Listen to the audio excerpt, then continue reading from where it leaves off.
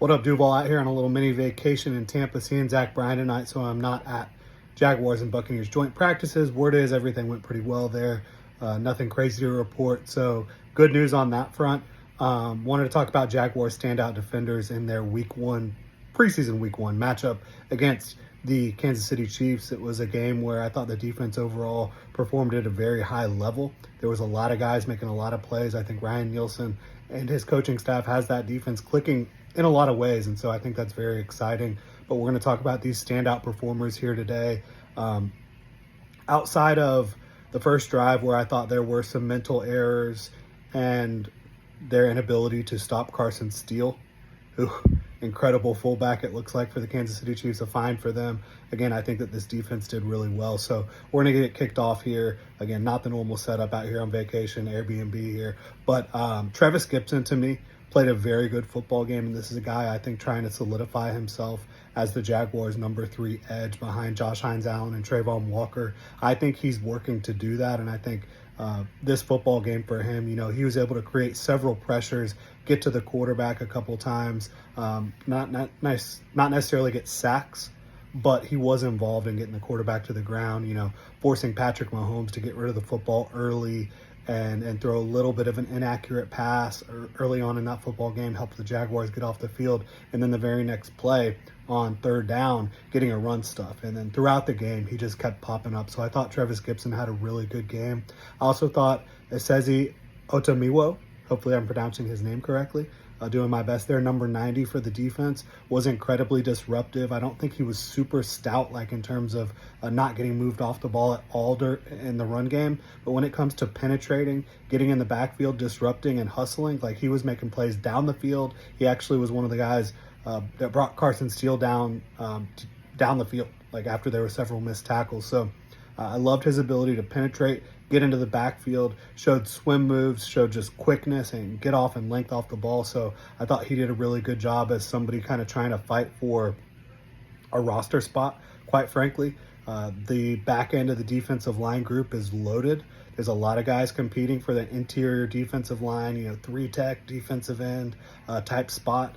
And he's a guy that is standing out in preseason week one and throughout a lot of training camp practices. You're seeing him make plays. You saw him do well yesterday in some one-on-one situations as well.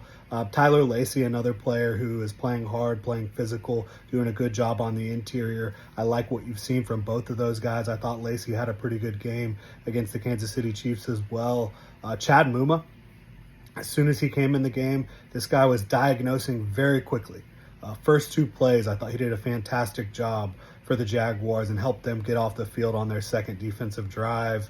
And then also, he was able to penetrate and disrupt a Carson Steele run a little bit later. Carson Steele was able to get out of the backfield, but the way that Chad Muma penetrated on that one, I thought that it should have disrupted the run more than it did. And if other guys were in spots to make plays, it would have ended up being a negative play for the Kansas City Chiefs there. Terrell Edmonds, he was absolutely laying the wood. He was really good in coverage in this one. And this is a guy that has a lot of experience in this league, former first-round pick. You've seen him make some plays in training camp as well. The Jaguars have an extremely deep safety room, and I think that he's trying to make the football team, right?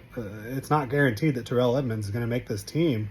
I think that he's showing that he certainly belongs on a team in the NFL. Whether it's going to be the Jaguars, who again have a deep safety room, I'm not sure.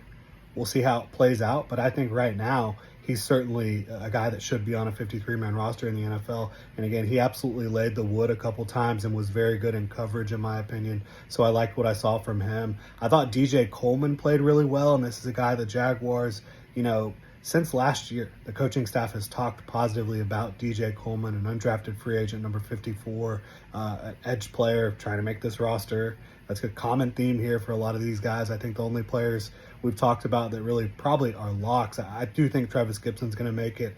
I think that Chad Muma is obviously your linebacker 3 when it comes to off-ball, and then also you're starting Sam when you're in a 3 linebacker package. And then I think Tyler Lacey's going to make the team, but he's still got some work to do.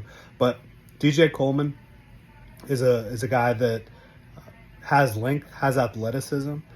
he's consistently in the backfield during training camp practices, and I thought he played pretty stout run defense in this one and also was able to create some pressure in the backfield. So I really liked what I saw from DJ Coleman. Roy Robertson Harris is a player we haven't talked about a lot this offseason, or this training camp, I should say. Wasn't fully healthy to start training camp, but he's been playing some football for them now, and he's not going anywhere. He's going to be a rotational defensive lineman for them. Contractually, it just doesn't make sense for the Jaguars to move on at all. I suppose, like, if they really wanted to, they could attempt to trade him for a late round pick, but I don't know that a team would want to do that with the contract baggage. So for me, Roy Robertson Harris is going to be a Jaguar. They should be doing their best to get the most out of him, and I think in this game they did get a lot of a good play out of him. He was able to penetrate, get in the backfield. He showed that he can be stout and physical against the run as well. So I liked what I saw from Roy Robertson Harris. Ventrell Miller played very well in this game. Not perfect, but he was making some plays. I thought DeAndre Prince, same thing.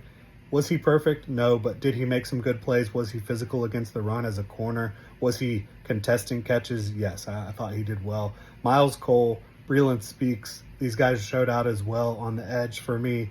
And then Jarian Jones, I thought he was pretty good in coverage, almost had an interception, and Jonathan Marshall helped close out the game with